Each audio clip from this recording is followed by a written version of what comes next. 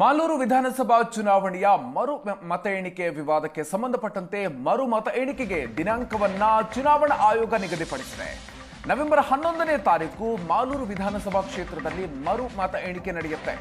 2023ರ ಚುನಾವಣೆಯಲ್ಲಿ ಜಯ ಗಳಿಸಿದಂತಹ ಕಾಂಗ್ರೆಸ್ನ ಕೆವೈ ನಂಜೇಗೌಡ ಮತ ಎಣಿಕೆ ಸರಿಯಾಗಿ ನಡೆದಿಲ್ಲ ಅಂತ ಹೇಳಿ ಆರೋಪವನ್ನ ಪರಾಜಿತ ಅಭ್ಯರ್ಥಿ ಮಾಡಿದ್ರು. ಮರು ಎಣಿಕೆಗೆ ಕೋರ್ಟ್ ಮೆಟ್ಟಿಲೇರಿದ್ರು ಪರಾಜಿತ ಅಭ್ಯರ್ಥಿ ಮಂಜುನಾಥ್ ಗೌಡ. ನಂಜೇಗೌಡ ಅವರ ಆಯ್ಕೆಯನ್ನ ಅಸಿಂಧುಗೊಳಿಸಿ ಮರು ಮತ ಎಣಿಕೆಗೆ ಹೈಕೋರ್ಟ್ ಆದೇಶವನ್ನು ಕೊಟ್ಟಿತ್ತು. ಹೈಕೋರ್ಟ್ ಆದೇಶವನ್ನು ಪ್ರಶ್ನಿಸಿ ಸುಪ್ರೀಂ ಕೋರ್ಟ್ ಮೊರೆ ಹೋಗಿದ್ರು ನಂಜೇಗೌಡ ಅವರು. ನಂಜೇಗೌಡ ಶಾಸಕ ಸ್ಥಾನ ಅಸಿಂಧು ಆದೇಶಕ್ಕೆ ತಡೆಯನ್ನು ಸುಪ್ರೀಂ ಕೋರ್ಟ್ ಕೊಟ್ಟಿತ್ತು. ಆದೇಶಕ್ಕೆ ತಡೆ ನೀಡಿ ಮರು ಮತ ಎಣಿಕೆಗೆ ಸೂಚನೆಯನ್ನು ಕೊಟ್ಟಿತ್ತು ಸುಪ್ರೀಂ ಕೋರ್ಟ್. ಇದೀಗ ನವೆಂಬರ್ 11ನೇ ತಾರೀಕು ಮರು ಮತ ಎಣಿಕೆ ನಡೆಸೋದಕ್ಕೆ ನಿರ್ಧಾರವನ್ನ ಮಾಡಲಾಗಿದೆ.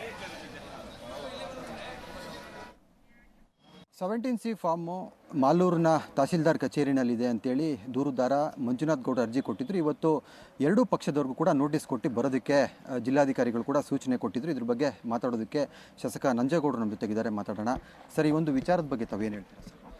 ಈಗ ನಾನು ಯಾವುದೇ ವಿಷಯ ಮಾತಾಡೋದು ಬೇಡ ಅಂತ ಡಿಸೈಡ್ ಮಾಡಿದ್ದೀನಿ. ಕಾರಣ ಏನಂದರೆ ಇದು ಸುಪ್ರೀಂ ಕೋರ್ಟ್ ಡೈರೆಕ್ಷನ್. ಯಾವ ರೀತಿ ಮಾಡಬೇಕು ಕೋರ್ಟ್ ಪ್ರಕಾರ ಪ್ರೊಸೀಜರ್ ಏನಿದೆ ಅದು ಮಾಡಿಕೊಂಡು ಅಧಿಕಾರಿಗಳು ಮಾಡೋದಕ್ಕೆ ಫ್ರೀಯಾಗಿ ಬಿಡ್ಬೇಕು. ನಾವು ಎದ್ರೆ ಕೂತ್ರೆ ಬರೀ ಇದನ್ನೇ ಮಾತಾಡಿ 2 ವರ್ಷ ರೀಕೌಂಟಿಂಗ್ ಆಯಿತು ಯಾರೋ ನಮ್ಮ ಆಪೋಸಿಟ್ ಕ್ಯಾಂಡಿಡೇಟು. ಈಗ ಸುಪ್ರೀಂ ಕೋರ್ಟ್ ತೀರ್ಮಾನ ಆಗಿದೆ. ನಾನು ಸ್ವಾಗತ ಮಾಡಿದ್ದೀನಿ. ನಾನು ರೀಕೌಂಟಿಂಗ್ ಆಗೋದು ಮೊದಲಿಂದ ಕೂಡ ಸ್ವಾಗತ ಮಾಡ್ತಾಯಿದ್ದೆ. ಇವ್ರು ಕೇಳ್ತಾರೆ ರೀಕೌಂಟಿಂಗೇ ಅಲ್ವಾ, ಸುಮ್ಮನೆ ಇರಬೇಕಲ್ಲ. ಪ್ರೊಸೀಜರ್ ಪ್ರಕಾರ ಅಧಿಕಾರಿಗಳು ರೀಕೌಂಟಿಂಗ್ ಮಾಡಬೇಕಾದ್ರೆ ಏನೇನು ಮಾಡಬೇಕೋ ಮಾಡ್ತಾರೆ. ರೀಕೌಂಟಿಂಗ್ ಆಗೋವರೆಗೂ ಸುಮ್ಮನೆ ಇರೋದು ಬಿಟ್ಟು ಜನಗಳೆಲ್ಲೋ ಒಂದು ಕಡೆ ತಪ್ಪು ದಾರಿಗೆ ಎಳಿತಾರೋದು.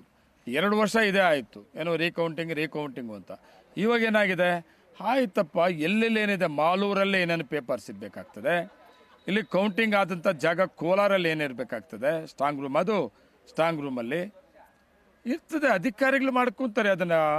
ಕೋರ್ಟ್ ಡೈರೆಕ್ಷನ್ ಪ್ರಕಾರ ಫ್ರೀಯಾಗಿ ಕೆಲಸ ಮಾಡೋಕೆ ಬಿಟ್ಬಿಟ್ಟು ಸೋಮನೆ ದಿನ ಎದ್ರೆ ಕೂತ್ರೆ ಒಂದೊಂದು ಸ್ಟೇಟ್ಮೆಂಟ್ ಕೊಟ್ಕೊಂಡು ಎಲ್ಲೋ ಒಂದು ಕಡೆ ನೀವು ನನ್ನ ಕೇಳ್ತೀರಿ ಏನು ರಿಎಲೆಕ್ಷನ್ ಮಾಡಬೇಕು ಅಂತ.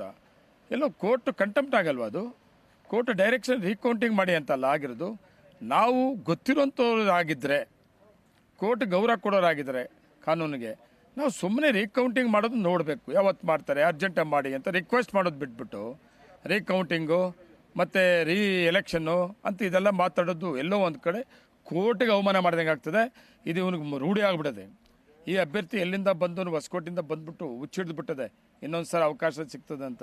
ನಾನು ಒಂದೇ ಮಾತು ಹೇಳ್ತೀನಿ, ಮೊದಲಿಂದ ಸ್ವಾಗತ ಬಯಸಿದೆ ರೀಕೌಂಟಿಂಗ್ಗೆ ಹೈಕೋರ್ಟಿಂದ. ಇವತ್ತು ಸುಪ್ರೀಂ ಕೋರ್ಟು ಕೂಡ ರೀಕೌಂಟಿಂಗ್ ಮಾಡಿ ಅಂತ ಹೇಳಿದೆ. ನಾನು ಸ್ವಾಗತ ಮಾಡ್ತೀನಿ. ರೀಕೌಂಟಿಂಗ್ ಆದಷ್ಟು ಬೇಗನೆ ಪ್ರೊಸೀಜರ್ ಏನಿದೆ ಅದು ಪ್ರಕಾರ ಮಾಡ್ಕೊಂಡು ರೀಕೌಂಟಿಂಗ್ ಮಾಡಲಿ ಅಂತ ನಾನು ಕೇಳ್ತೀನಿ ಅಷ್ಟೇ. ಸರ್, ಈಗ ಖಜಾನೆಗೆ ಹೋದಂಥ ಸಂದರ್ಭದಲ್ಲಿ CCTV ಇಲ್ಲ, ಬೀಗ ಹಾಕಿಲ್ಲ ಅಂತೇಳಿ ಮತ್ತೊಂದು ಆರೋಪ ಮಾಡ್ತಾ ಇದ್ದಾರೆ ಸರ್. ಇದನ್ನು ಕೋರ್ಟ್ ಗಮನಿಸ್ತಾ ಇದೆ. ಎಲೆಕ್ಷನ್ ಮಾಡಿಬಿಡ್ತಾರೆ ಅನ್ನೋಂಥದ್ದು ಅವ್ರ ಮಾತಿನ ಅರ್ಥ. ನಾನು ಯಾರ್ರೀ ಮಾತಾಡೋಕೆ ಅದನ್ನು? ಅಧಿಕಾರಿಗಳು ಖಜಾನೆ ಯಾವ ಖಜಾನೆ ಹೆಂಗಿರಬೇಕು, ಎಲೆಕ್ಷನ್ನು ಮ್ಯಾಟ್ರು, ಎಲೆಕ್ಷನ್ನು ಮೆಟೀರಿಯಲ್ ಎಲ್ಲಿರಬೇಕು, ಎಲ್ಲಿದೆ ಅಲ್ಲಿ ಅಧಿಕಾರಿಗಳು ನೋಡ್ಕೊತಾರಪ್ಪ. ಏನು ತಿದ್ಕೊಂಬಿಡೋಕ್ಕಾಗತ್ತದ? VVM ಅಲ್ಲಿ ನಾವೇನಾದರೂ ಇದು ಮಾಡೋಕ್ಕೆ ಬರುತ್ತಾ?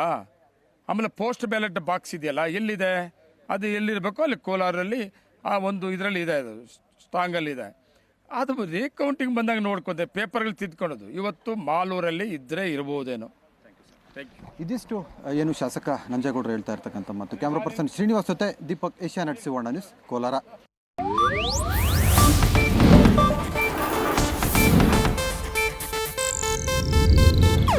ಇದು ಏಷ್ಯಾನೆಟ್ ನ್ಯೂಸ್ ನೆಟ್ವರ್ಕ್ ಪ್ರಸ್ತುತಿ.